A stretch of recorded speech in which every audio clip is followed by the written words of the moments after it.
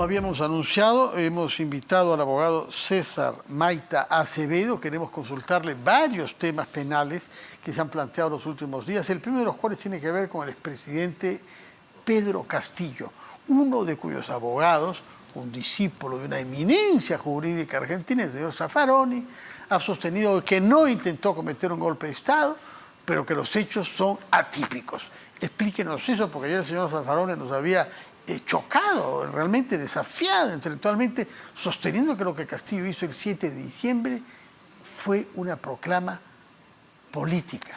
Sí. Explíquenos cómo un penalista puede distorsionar de una manera tal lo que hemos visto y escuchado por la televisión, una tentativa de creación de un gobierno de excepción que gobierna por decreto, que suspende el Congreso y el Poder Judicial. Sí, ¿cómo está, don Fernando? Buenas noches, doctor. Encantado de estar en su programa. Sí, en efecto, he revisado las noticias y justamente el discípulo de uno de los penalistas más importantes que tiene Latinoamérica, como es el profesor Eugenio Zaffaroni. ¿Quién dice que es uno de los más importantes? Porque para mí es una decepción total. El que dice que hubo una proclama política el 7 de diciembre, ¿realmente nos está tomando el pelo o se está exagerando su reputación? No, lo que pasa es que el profesor Zaffaroni dentro de la academia es una de las personas más importantes dentro de América Latina que ha estudiado a profundidad el derecho penal, como nosotros lo solemos llamar, nacional. Es decir, él se ha interesado más por crear teorías que sean aplicadas a la situación concreta de un determinado país. Normalmente, por ejemplo, nosotros solemos recurrir mucho a la jurisprudencia o a la doctrina comparada, como es el caso de España o Alemania, y estos postulados muchas veces no se aplican a nuestra situación cultural, a nuestra realidad nacional. En eso entra Tallar Zaffaroni, que si bien es cierto, estudió o hizo estudios de estancia, de investigación en Alemania. No obstante, pues, cuando regresa a Argentina, empieza pues a generar una corriente nacionalista del derecho penal. Y justo entrando al tema, don Fernando, en efecto... ¿Puede haber nacionalismo en el derecho? Es una cuestión que la academia hoy en día viene manejando, don Fernando, sobre todo los penalistas que en este caso integran el sistema latinoamericano, ¿no? Muchas veces las teorías que se han creado en el continente europeo no son viables o no se puede aplicar, por ejemplo, a una cultura como la nuestra. ¿Por qué no? ¿Qué es lo que no se puede aplicar? Por ejemplo, existen muchas teorías, como es el caso de una de las personas que creo yo representa hoy en día o es uno de los penalistas más importantes dentro de la dogmática penal, que es el profesor Günter Jacobs, un profesor alemán, que tiene una concepción de su teoría bastante basado sobre todo en la sociología y ha establecido pues determinados roles, determinadas teorías que se deben aplicar en situaciones concretas en la que solamente estas situaciones concretas ocurrirían, por ejemplo, en Alemania, cuando las personas son bastante respetuosas de las normas, hay un deber cívico de las personas. No obstante, pues acá en el Perú o en Latinoamérica, las personas siempre están propensas a ir más allá no sé por qué lo dice usted, porque deberes. cuando se introdujo la obligación de que usáramos cinturón de seguridad en los autos, y algunos, como usted, relativistas, decían, no, eso no se va a aplicar acá, eso para los europeos, se equivocaron. Y hoy todo el mundo se pone cinturón de seguridad, pese a que casi no hay control policial, ¿eh? Yo veo muy poco policial, de manera que hay que relativizar. Yo estoy en Alemania y conozco al señor Jacobs, así es que no quiero entrar en más polémica sobre eso, pero me parece dudoso esa concepción jurídica de inspiración, yo diría peronista, más que nacionalista. Pero explíquenos sobre qué significa esto, que lo que hizo Toledo el 7 de diciembre puede ser considerado un hecho atípico. Por supuesto que es atípico, felizmente que no sucede todos los días, pero es un golpe de Estado.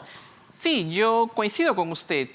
Lo que ha dicho el discípulo, exactamente el abogado Groxacto, es que este sería un hecho no típico, es decir, un hecho atípico. Si bien es cierto, desde su interpretación o desde su concepción jurídica, Pedro Castillo podría haber cometido un quiebre a la Constitución, pero este no podría ser trasladado al campo del derecho penal porque exactamente él sostiene de que el delito de rebelión necesita el alzamiento en armas. Es decir, que de alguna otra manera haya existido una multitud queriendo de alguna otra manera quebrar el normal derecho o la vigencia de la Constitución. No obstante, ya el profesor uno de los ponentes de la Corte Suprema, que es el profesor César San Martín Castro, un tanto creo que ha marcado ya la línea, en este caso, o en el caso en concreto del expresidente, el señor Pedro Castillo,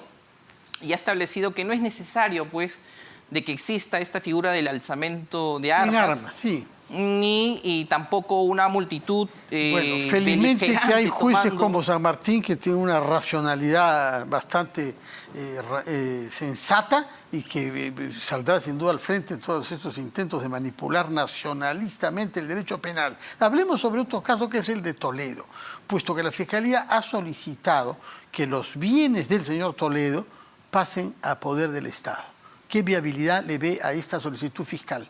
Sí, en realidad se está aplicando el decreto legislativo 1373, que es un decreto legislativo que establece la extinción de dominio.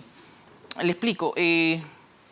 Paralelamente a los procesos penales hoy en día, y creo que se está haciendo bastante énfasis en este procedimiento, las fiscalías especializadas de dominio o de extinción de dominio vienen presentando sendas demandas respecto a los bienes que habrían sido obtenidos, en este caso, por la presunta comisión de ilícitos penales. Y Coteva, ¿no? Las propiedades que compró. Efectivamente. Sí. Este es el caso, varios millones de dólares. Este es el caso en particular, entiendo, del señor Alejandro Toledo, que si bien es cierto, existe en curso un proceso penal, sí, entiendo que ya está a punto de iniciarse la etapa de juzgamiento. No obstante, la Fiscalía Especializada de Extinción de Dominio ha presentado una demanda al Poder Judicial para que el Poder Judicial pueda revisar si es que cumple o no cumple con todos los requisitos, y si es que cumple con todos los requisitos, admite esta demanda y corre traslado a la en este caso a la otra parte, es decir, a la defensa del señor Toledo, para que ellos, en un plazo de 30 días, o bien contesten la demanda, es decir, ofrezcan medios probatorios, o puede ser también la estrategia del abogado que se allane a esta demanda y pues veremos, finalmente... No está en la costumbre de Alejandro Toledo de allanarse, pero quizás... Pero es un procedimiento bastante rápido, creo yo, que es... Veremos entonces. El es más efectivo. Es corto. Yo quería preguntarle sobre algo que tiene que ver con Betsy Chávez, puesto que se le ha dictado finalmente impedimento de salida al extranjero, y esto Corte Suprema. Correcto. Las medidas de impedimento de salida normalmente se suelen dar para resguardar la presencia de la persona dentro del territorio nacional, dentro de la localidad o dentro de la residencia habitual que tiene.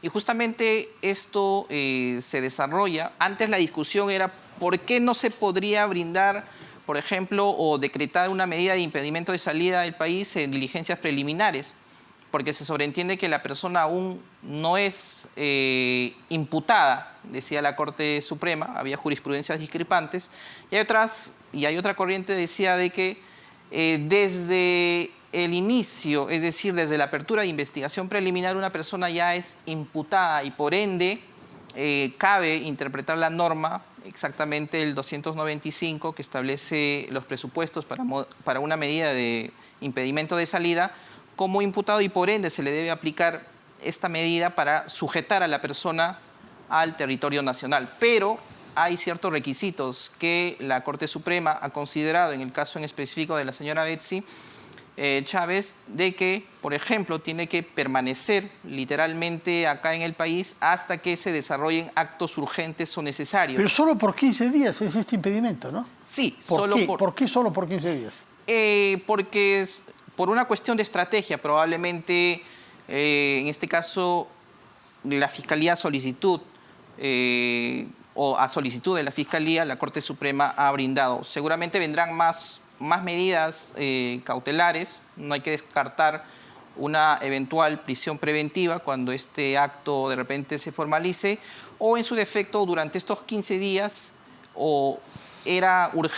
tenía un acto urgente, por ejemplo, en la Fiscalía, respecto a para llevar a cabo algún acto de investigación con la presencia de la congresista Betsy Chávez. De acuerdo, muchas gracias, abogado César Maita Acevedo. Recuerdo que usted es miembro del estudio de abogados Loza Ábalos, ¿no? Así es, don Fernando. Si es que mi memoria es buena, y que ha venido a explicarnos 3 casos penales pendientes en el Perú que tienen que ver con 2 expresidentes, Toledo y Castillo, y con la ex primera ministra Betsy Chávez. Muchas gracias por su presencia acá. Que tenga